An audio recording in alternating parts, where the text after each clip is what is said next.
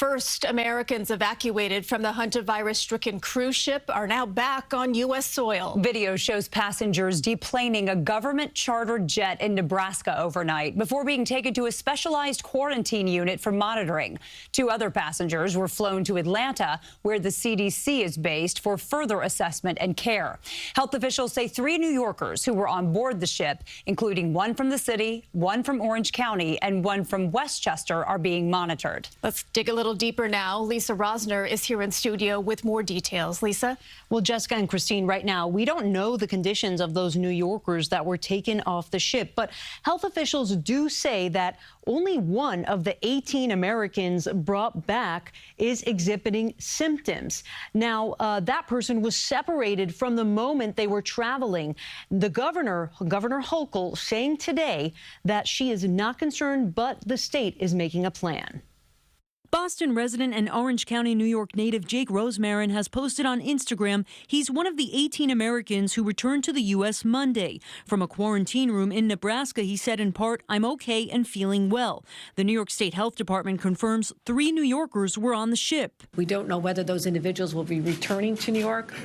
I believe that there is a 42-day monitoring period, and they can decide whether they want to do that in Nebraska or come back and make other accommodations. The U.S. Centers for Disease Control says hantaviruses are a family of rare viruses usually passed to humans through contact with contaminated rodent waste or saliva.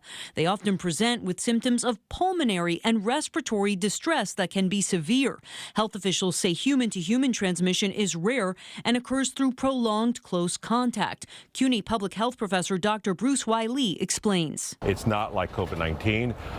Here, you basically have to be in contact with either something contaminated by the body fluids of someone who is infected with the virus or inhale the virus. We're talking hours in terms of, and potentially days. They have to be either contacting with each other or, within several feet of each other or touching the possessions of the other person.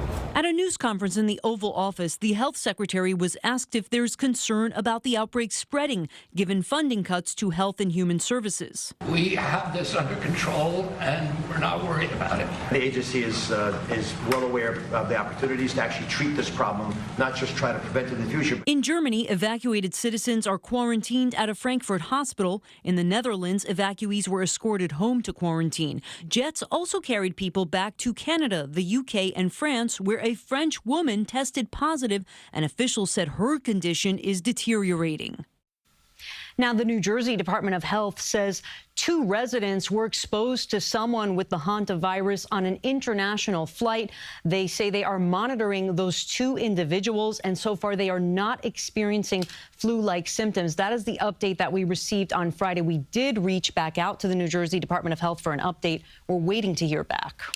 All right, so the bottom line here, this is still a very fluid situation, but doctors still saying there is no need to panic. Exactly. No need to panic. All right, Lisa, thank you. And for the latest on the hantavirus outbreak, including a timeline of events, quarantine protocols, and doctors speaking on the issue, head over to CBSNewYork.com. Let's get